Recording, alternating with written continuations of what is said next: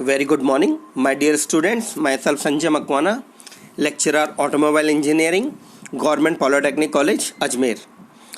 Dear students, आज का जो हमारा टॉपिक है वो है डिज़ाइन का और टॉपिक का नाम है प्रिफर्ड नंबर. आज अपन प्रिफर्ड नंबर के ऊपर बात करेंगे. This is your very first topic of chapter number 1. Chapter number 1 का टॉपिक है preferred number. So let's talk about the preferred number. Preferred number क्या होते हैं? सबसे पहले अपन जानते हैं प्रिफर्ड नंबर क्या होते हैं. प्रिफर्ड नंबर को हम रेनॉल्ड्स नंबर के नाम से भी जानते हैं.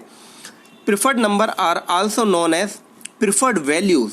प्रिफर्ड नंबर को प्रिफर्ड वैल्यूज़ के नाम से भी अपन जानते हैं और रेनॉल्ड्स नंबर के नाम से भी जानते हैं. रेनॉल्ड्स नंबर भी इनको बोला जाता है क्योंकि इसको जो डिज़ाइन किया था, इसको जो डिस्कवर किया था जिस साइंटिस्ट ने, उसका नाम है चार्ल्स रेनॉल्ड्स, जिन्होंने 1870 के अंदर इसको डिज़ाइन किया था, बनाया था.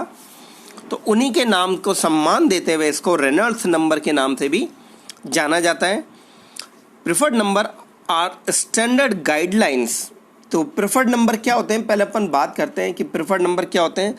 प्रिफर्ड नंबर वो नंबर होते हैं जो कि हम जब भी मैन्युफैक्चरिंग करने जाते हैं किसी सामान की, किसी प्रोडक्ट की, जब भी अपन मैन्युफैक्चरिंग करना चाहते हैं तो उसकी मैन्युफैक्चरिंग के अंदर हमारे पास न्यूमरस चॉइस है. एक बहुत सारी रेंज है हमारे पास, उसके डिस्टेंस, उसका डायमीटर, उसका वॉल्यूम, उसकी measurement and so many others. तो इनके अंदर हमको चूज़ करना पड़ता है कि अगर कोई प्रोडक्ट बनाया जाना है तो वो किस रेंज में बनाया जाए, उसकी पावर क्या हो, उसकी कैपेसिटी क्या हो, उसकी एफिशिएंसी क्या हो, राइट, उसका साइज़ क्या हो. तो दीज उसका जो कह सकते हैं कि छोटा सा बड़ा, छोटे से लेकर बड़े तक साइज़ क्या हो. For a given set of constraint, एक गिवन सेट ऑफ कंस्ट्रेंट के अंदर हमको किसी गाइडलाइन को फॉलो करते हुए हम उसका कौन कौन से साइज़ विकसित करें, या कितना केजी का विकसित करें, या कितने वोल्टेज का बनाएं, या कितने माइक्रोफैराड का बनाएं, राइट. तो हम जो स्टैंडर्ड गाइडलाइन को फॉलो करते हुए अगर किसी प्रोडक्ट को हम किसी गाइडलाइन के थ्रू बनाते हैं, चूज़ करके, चाहे वो डायमेंशन हो, चाहे और कोई, with in A given constraint, एक लिमिट के अंदर अगर अपन किसी प्रोडक्ट को बनाते हैं तो वो हमारा प्रिफर्ड नंबर कहलाता है. Product develop must choose numerous distance, diameter, volumes and other quantities. Preferred number के दो हमारे इम्पॉर्टेंट पर्पज़ हैं.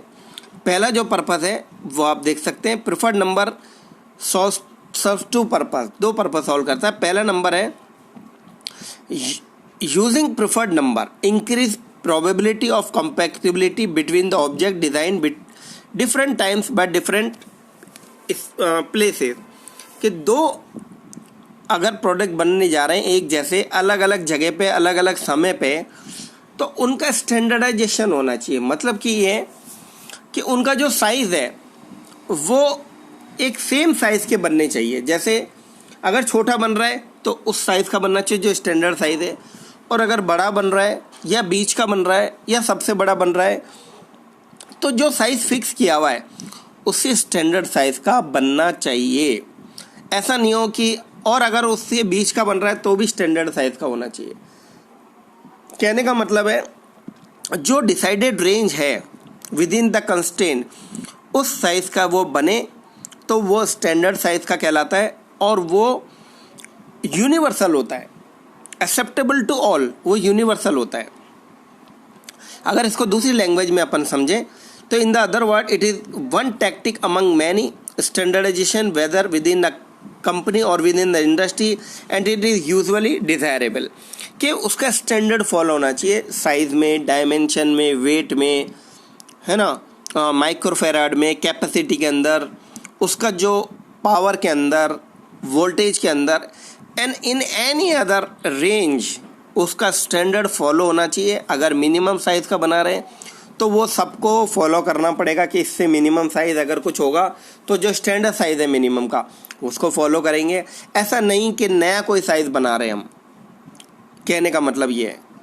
फिर सेकंड जो पर्पस है वो है these are chosen such that when a product manufactured in many different size, अगर कोई प्रोडक्ट अलग अलग साइज पे मैन्युफैक्चरिंग करते हैं, there will be end up रफली spaced for a longitudinal seek. They therefore has to minimize the different size and that needs to be manufactured or kept in stock. कहने का मतलब है कि अगर हम कोई प्रोडक्ट बनाने जा रहे हैं, मैन्युफैक्चरिंग करने जा रहे हैं अलग अलग साइज़ के, तो डैट मीन्स उसका साइज़ छोटे से करने से लेकर बड़ा करने से लेकर उसका जो स्टैंडर्ड साइज़ है उसको अपन को फॉलो करना है, ताकि अगर अलग अलग साइज़ के बनाए जाएं तो वो सर्टेन रेंज को एफिशिएंटली फॉलो करें, एक सर्टेन रेंज को एफिशिएंटली वो फॉलो करें। ये इसका प्रिफर्ड नंबर का उद्देश्य है। इसमें कोई माल फंक्शनिंग नहीं होनी चाहिए, कोई अलग अलग रेशियो नहीं होने चाहिए, अलग अलग कैपेसिटीज़ नहीं होनी चाहिए।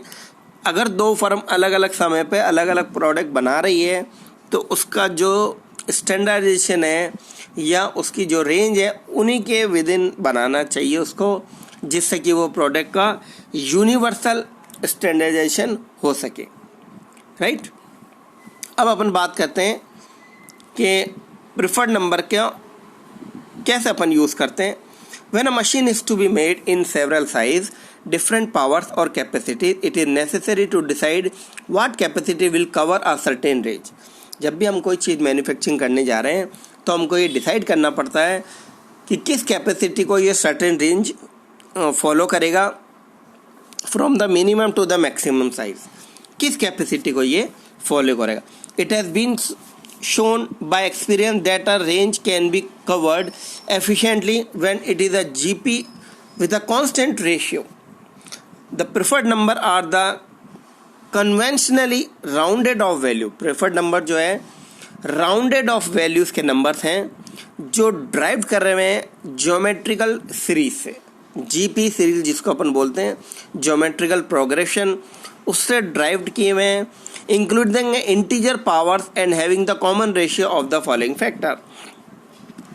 तो बेसिकली जो प्रिफर्ड नंबर है वो 5 बेसिक सीरीज होती हैं, R5, R10, R20, R40 and R80। ये 4 जो सीरीज हैं या 5 सीरीज हैं वो बेसिक सीरीज, वैसे 4 बेसिक कहलाती है।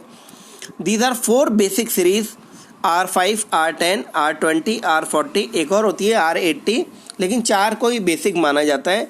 और जो दूसरी बनती है वो derived from the basic series, तो वो बेसिक सीरीज से ड्राइव करते हैं अपन या तो 10 का डिवाइड करके या 10 का मल्टीप्लाइड करके या 100 का डिवाइड करके या 100 का मल्टीप्लाइड करके ड्राइव्ड यूनिट अपन या नंबर अपन बना सकते हैं, तो उनको अपन ड्राइव्ड सीरीज बोलते हैं। These are obtaining simply multiplying or divided the basic size by 10 और 100 और 10 से डिवाइड करके मल्टीप्लाई करके अपन ड्राइव यूनिट्स को बना सकते हैं। तो जो हमारे बेसिक सीरीज है R5, R10, R20, R40, उनको अपन रेशियो के फॉर्म में शो करते हैं। 5/10, 10/10, 20/10, 40/10, 80/10। ये जो अप्रॉक्सीमेटली रेशियो है, अगर अपन इसका रेशियो निकालेंगे 5/10 का तो निकलेगा 1.58, 10/10 का निकलेगा 1.26 एंड 1.12, 1.06 एंड 3। तो ये जो सीरीज़ है प्रिफर्ड नंबर की, ये बेसिक सीरीज़ कहलाती है, जो कि बहुत सारे इम्पॉर्टेंट कामों में हम इसको काम में लेते हैं। और ये जो फैक्टर है, ये जो आपको रेशियो निकल के आया 1.58, इसका मतलब अगर अपन R5 की सीरीज लेते हैं तो उसमें 58%, तो ये जो 4 सीरीज हैं ये बेसिक सीरीज के नाम से जानी जाती है, प्रिफर्ड नंबर की बेसिक सीरीज होती है। और ये रेशियो है 1.58, 5/10 का रेशियो है, 1.26 10/10 का रेशियो है, 1.12 20/10 का रेशियो है। ये देखिए, ये इसका रेशियो है, ये इसका रेशियो है, ये इसका रेशियो है, और 1.06 40/10 का रेशियो है और 380/10 का रेशियो है। ये इनके रेशियोज हैं जो कि हमने इसको सॉल्व करके निकाला है। और ये जो 58 आप देख रहे हैं, इस 58 का मतलब है कि इसमें 58% हम साइज़ के अंदर चेंज को रिप्रेजेंट करते हैं। साइज़ के अंदर 58% अपन चेंजेस करते हैं। वहीं अपन R10 वाली सीरीज़ को देखें तो वहाँ अपन 26% सीरीज़ में चेंज कर सकते हैं। वहीं अगर अपन R20 देखें तो उसमें 12% चेंज कर सकते हैं। वहीं अपन अगर 40 वाली सीरीज़ देखें तो उसमें 6% चेंज कर सकते हैं। और वहीं अगर अपन 80 वाली सीरीज़ देखें तो उसमें अपन 3% का चेंज कर सकते हैं। इतनी इसमें पॉसिबिलिटी होती है, इसमें संभावना बनती है। अब अगर अपन इसको विस्तार से देखें, ये देखिए राउंडेड ऑफ वैल्यूज़ अगर अपन निकालें R5 की, जैसे पिछले वाले इसके अंदर निकाली गई थी, ये R5 की वैल्यूज़ है। देखिए R5 की वैल्यूज़ जो है वो बहुत सिंपल है। ये यहाँ पर R10 की वैल्यूज़ लिखी हुई है, rounded off values 1, 1.25, 1.60, 2, 2.5, 3.15 and so on. R20 की लिखी हुई है, R40 और इसी तरह R80 और R5 की वैल्यूज़ भी 1, 1.25, 1.60, 2, 2.50, 3.15 एंड सो ऑन। इस तरीके से R5 की वैल्यू होती है। अब इसको अपन एग्जाम्पल्स के थ्रू समझेंगे कि जैसे मान लीजिए कोई स्क्रू अपन को बनाना है, स्क्रूज का गेट है और 32 mm से 55 mm के बीच में अपन को बनाना है और रिजल्टिंग लेंथ जो हमारी वो would be of 40 mm, 40 mm। तो इसके ऐसे केस में अपन प्रिफर्ड करेंगे R5 सीरीज़, क्योंकि 40 जो है अगर अपन स्क्रू के जो साइज़ है 32 से 55 mm, बहुत छोटी रेंज है, इसके अंदर मतलब ज़्यादा साइज़ आ नहीं सकते हैं 30 to 55। तो हमने छोटे वाली प्रिफर्ड नंबर इसमें प्रिफर्ड किए हैं जो कि 5 रेंज उसमें आती है। अगर अपन मिनिमम 32 से लेकर 55 के रेंज में बनाएं तो R5 जो हमारी सीरीज़ है उसको अपन सेलेक्ट करते हुए इनको गैप मेंटेन करके और इसको लेंथ को बना सकते हैं, जिसमें 5 साइज़ आराम से इसके बन जाएंगे। फिर सेकंड इसका अगर अपन समझने पे एग्जांपल लें तो अगर अपन कोई नेल बना रहे हैं, कील बना रहे हैं जो 15 से 300 mm के बीच में हो, ऐसी कंडीशन में जो हम फॉलो करेंगे वो फॉलो करेंगे R5 सीरीज़। देखिए इसके अंदर भी R5 सीरीज़ फॉलो करेंगे क्योंकि 15 से 300 mm के बीच में जो हम साइज़ लेंगे, जैसे मान लीजिए अपन 16 से स्टार्ट करते हैं, तो अब R5 सीरीज़ के अकॉर्डिंग अगर अपन लें तो that should be 16 multiplied by 1.58 से मल्टीप्लाइड करेंगे आप और राउंडेड ऑफ करते जाएंगे और नेक्स्ट वैल्यू आपकी आती जाएगी। तो 16 को जब आप राउंडेड ऑफ करोगे 1.58 से मल्टीप्लाइड करोगे तो आप इसको देखिए, तो जब अपना नेक्स्ट वैल्यू अपन निकालेंगे तो 16 को R5 का जो रेशियो है उससे मल्टीप्लाइड करेंगे, डेट इज 16 इंटू 1.58 और ये हमारा 25.28 आएगा, जिसको राउंड ऑफ करेंगे अपन क्योंकि 58% तक अपन इसमें राउंड ऑफ कर सकते हैं। तो राउंड ऑफ करने के बाद हमारा 25 आएगा। तो नेक्स्ट साइज़ जो है हमारा 25, फिर हम 25 को मल्टीप्लाइड करेंगे 1.58 से, तो जो हमारा आएगा 39। इसको राउंड ऑफ करेंगे तो 40 साइज़ हमारा नेक्स्ट हो जाएगा।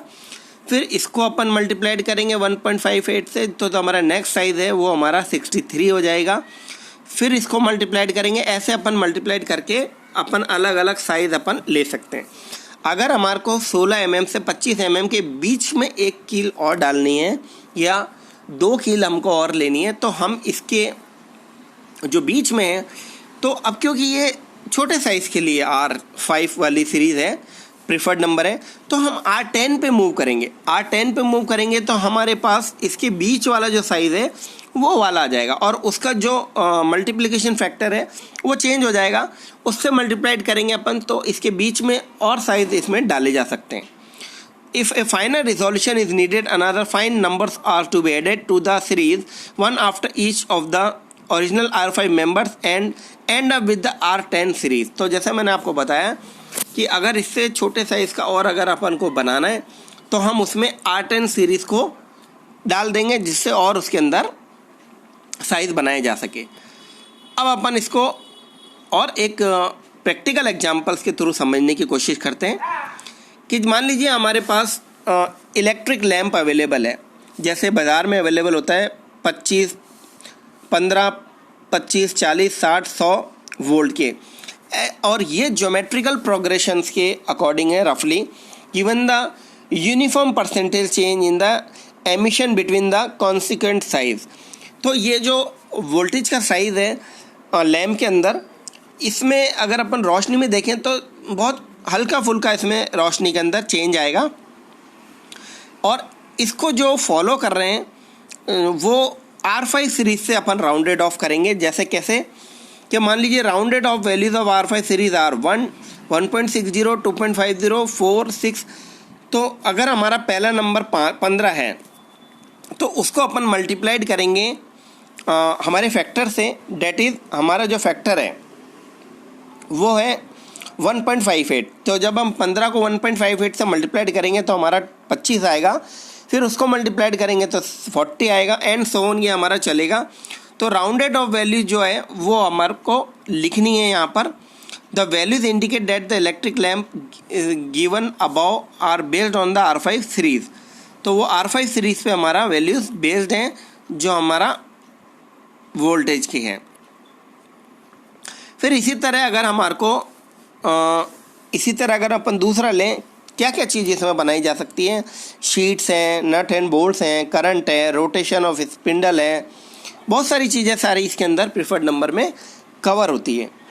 If one first size is 10 shoe size of GP series reach up to 100 in 5 steps by making adjacent different by the factor.